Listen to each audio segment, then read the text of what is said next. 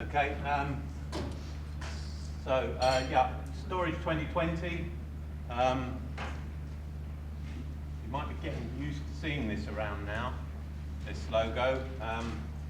It's actually 2 years ago, just over, that we created it, and it was just prior to the Storage 2020 conference back in February 2014 that we set the campaign up, and really what we were looking to do was to highlight some of the situations that exist in regard to our storage in GB, and we wanted to bring everyone's attention really to some major areas where we felt that if we were looking at the sustainability of GB storage, there were some issues. You know, we heard from Nick this morning about depreciation and how that gets costed into everybody's particular enterprises, but if you have got written off stores, then that's fine while those stores continue to perform. But once those stores start to become a liability and don't actually deliver for you in terms of what you're trying to get to market, then you've got to look at reinvestment. And if you haven't been able to put those costs into your system, then inevitably you're going to come up against a difficult area in terms of trying to raise the money to invest for the future. So we wanted to focus on those types of issues. We wanted to feed into the AHDB Potatoes Research and Innovation Strategy, which was published in 2015. And we wanted to look at specific areas in storage where we felt there was a need for us to continue to focus our research effort. These are some of the areas where we felt there'd been good progress over the last 10 years. And I think this still holds up, really. Some of these areas, ventilation, the whole issue of using frequency drive and speed control, that's revolutionized what we're doing in a lot of stores where we've been able to introduce that technology. The whole issue of storage efficiency is something we wanted to draw attention to, because you can run a store in a good way and you can run a store in a bad way, and if you're running a store in the bad way, then you're at a competitive disadvantage, and that's obviously of a concern if you want to stay in the game, if you like. And the whole area of energy saving, 2 years ago there'd been a hike in the oil price. That's sort of changed a bit now, but it was very much an area of focus. The whole issue of residue-free storage had become an issue with the CIPC status. There's been more effort into looking at how to cut out losses, so we've been looking at how we can utilize things like humidification for particularly processing stores, how that humidification can give us access to more ambient air, and we just spent a long time in some workshops talking about a lack of access to ambient air, or the appropriate ambient air. And we also wanted to, or have looked at cold temperature management, so that we can use refrigeration to our advantage, but not to the disadvantage of ultimately the crop that we want to sell to the consumer. So those are all sort of good news stories, but there were also some areas where we were considering that there was slow progress. The whole area of connecting agronomy and seed management, disease forecasting, diagnostics and control, lots of things that we can do there. Engineering had fallen out of favour, and so there was a lack of innovation in that area. The whole area of decision support and predictive systems is still one which I think has got huge potential for storage, and yet we've seen little progress. And the store decontamination thing has now come up the agenda as well. So these were areas which hadn't really seen a lot of emphasis over the last 10 years when we did our review, and I'm pleased to report that I think all of those areas, with the help of particularly AHDB funds from levy, also the opportunity to get into some research areas with Innovate UK, and hopefully in the future through agri-tech innovation centres as well. These are all areas where we can see there's scope for more work to be done to try and tackle some of these long-standing problems or areas which were put into the too difficult to do box. So I think there's a good outlook in terms of the storage research. We just need to make sure that we capitalise on the opportunities that we have. And Storage 2020 is really trying to bring that to everybody's attention. So more specifically, if you like, at the sharp end in businesses, then we've been looking at trying to improve and optimise individual stores.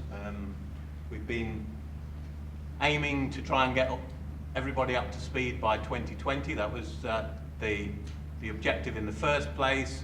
I've talked about the decline that was already there, but we're really, the whole purpose of this is to maximise the capability for you, the levy payers, benefit. We have to recognise every store is different, and trying to get improvement in every situation is probably difficult, but the scope for investment potential also varies, back to the point that Nick was making. So that's all the hardware, if you like, and I think it's also important that we have continued input to staff training, because without the right expertise and skills available in our stores, then we're not going to get the best from them. So from an AHDB perspective, we've had a lot of events where we've tried to promote some of these thoughts, which I won't go through in detail, but there have been some barriers to progress. I've mentioned the whole issue of cost, the lack of margin. How do we get long-term commitment if everybody's only just getting over that line that Nick was showing this morning?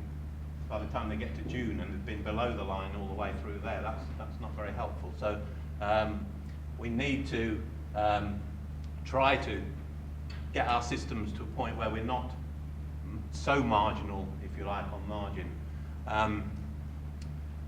There has been a lack of clarity on what's been needed in terms of trying to improve stores for CIPC use in box storage, and that's not been for a lack of effort, really. It's just the fact that it's been a difficult issue to crack, and whilst we got some good results from bulk stores within a matter of 2 or 3 years of work, it's taken longer for box stores to get to their answers, and so it's been difficult for us to demonstrate the benefit of some of the changes that have been necessary until very recently, when we've started to make some of the changes that Adrian was talking about this morning, and we're now able to see a clearer benefit, and hopefully the payback won't be as unclear as it has probably been previously.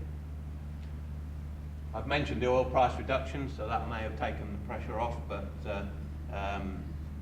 that certainly was a barrier. Store rental, still a big issue.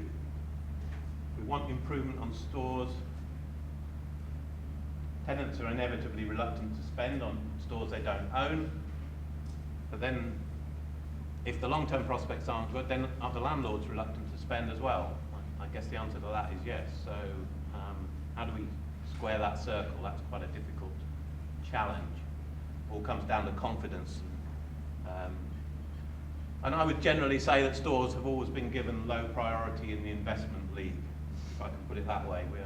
We're a bit in the conference compared with the Premier Division, where the harvesters live, if you like. So that's been a bit of a difficult one to get over.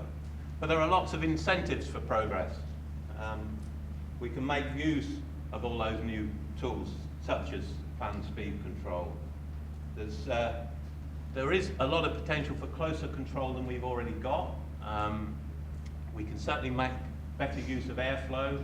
Every store we go into, pretty much we can make improvements on airflow, particularly on the box side. And that, every time we get more air to the target, then we have potential for cost savings, lower energy costs, etc. We have a better awareness of true storage costs, and Nick demonstrated that. We need everybody to be transparent about that and get it out there. This is what it costs to store potatoes for whatever period of time it is, for whatever market it is. CIPC compliance and the need to be 2017 ready, that's a good incentive for upgrading a store, making sure that you're in the game from 2017. And then there are one or two other things that are around, like refrigeration replacement. The continuing withdrawal of refrigerants is going to be there, and so we need to make sure that we're upgrading to meet the sort of compliance issues, if you like. There's the energy savings opportunity scheme, which would apply to some of you in bigger businesses where there's some needs to look at, obligatory needs to look at energy saving opportunities. The achievement of climate change agreement targets. Grants, Michael mentioned the 40% grant that he got. There have been some issues with some of the countryside productivity schemes at the moment, particularly the controlled atmosphere one, where they've been telling people they can't use chemicals. We've got an inquiry into the RPA at the moment to try and get some clarification on that, because there are a few people coming up against that barrier. So there are, in theory anyway, grants available. But overall, I would say the main reason for improving your store is to get better storage efficiency and improve margins in your business.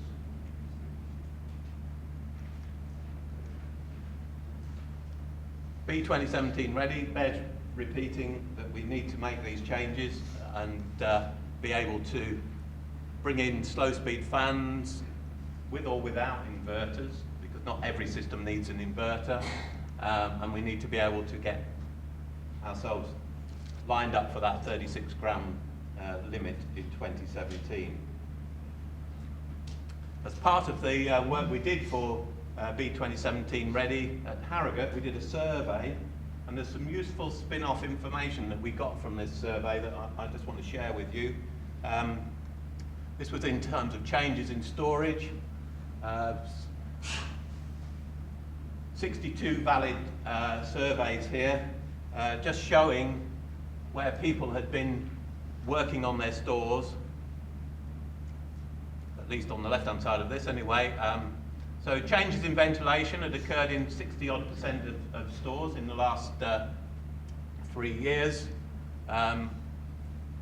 Inverters had been brought in, some changes of fans, some use of plenums, even some changes in stacking patterns to improve airflows, one or two other changes like the air curtains and air separators that we saw.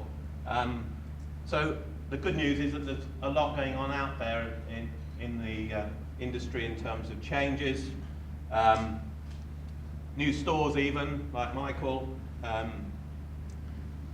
but still over 30% of people who haven't done anything in the last 3 years. So still more potential to improve our storage sitting there, and some of that will be needed for the 2017 Ready campaign. So we've talked about these things, and I'm fed up with seeing that photograph, to be honest.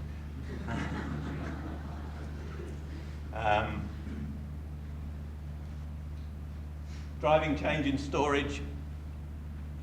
This is the good news about them, is that they do make us get an air circulation in our store, and that is what we do desperately need, is all of our air going around the store. And we're involved in some of the Innovate UK work that we're doing at the moment, which suggests, albeit at the moment not validated, that we could have more than 50% of the air short-circuiting in these stores where we don't have something to drive that circulation. hopefully gather some more data on that later in the year, but it's still an important factor. And the distribution, we've confirmed that this data that we had back from 11-12 is definitely the case. We have got this concentration in these types of overhead throw stores of more airflow, not surprisingly perhaps, in that zone there in front of the fans, even with an air curtain in place. And so, as Adrian mentioned, we are looking at the use of simple solutions such as this mesh that we've introduced to try and even out the pullback of air in some stores. So we're testing this at the moment, and hopefully we'll have some more news on that very soon. I want to continue to emphasize the need for gathering information on costs. If we don't actually know what we're achieving, then it's very difficult to make judgments on whether we're making improvements or not. So installation of electricity meters is still high on my list of things to try and encourage the industry to do, because without that we can't quantify what we're doing. And there are meters around now that are very easy to install and relatively cheap. So I think it's well worth it. If you haven't got a meter in your store and you want something different to do as a result of coming here today, go home and get a meter installed in your store so you know how much it's costing you. The whole air leakage area is something that we also consider to be an important aspect of storage. I have to say that whilst we've brought in the store check process and we've highlighted some key areas of leakage, and it can account for as much as 50% of a store's energy use, the uptake of this test has been quite modest. We've tested a number of stores, and they have highlighted about a third of the stores being outside of the best practice upper limit. But I do understand that it's difficult perhaps to put in £500–600 per store to make this test happen in your situation. But at the same time, from Sutton Bridge's perspective, because the uptake of this service has been poor, we're having to downgrade the amount of resource we put towards it, which is a real shame, but that's where we are. It will still be available, but our priorities may have to be put elsewhere in terms of the development of other services from Sutton Bridge. So if you're really keen to do air leakage, then get on the phone to us now so that we can get this planned in for this summer. Don't leave it too late, because I feel that there's still a lot of potential benefit to be had from this. So in summary, is there a future for storage? Inevitably, there will be pressure on food supplies. If we look at population growth and all that sort of thing, there will be a future for storage. We will need homegrown potatoes available for our population, but we do have to make it more viable and effective and efficient. We have to integrate the agronomy and storage better, and we're on the case with that now. We have to improve our ability to predict what will happen in store so that we can get better results out of those stores, and that's the main area where I think that we're still deficient in what we're doing at the moment. We have to invest in stores, and we have to do it as much as we do in machinery, but probably more importantly, we have to invest in people and the skills to do the job, so that there are people out there who are going to be able to run these stores in the future. So in conclusion, I'll just put up the contact information for Sutton Bridge. We're there to help the industry, and we would be delighted to talk to you about your particular business.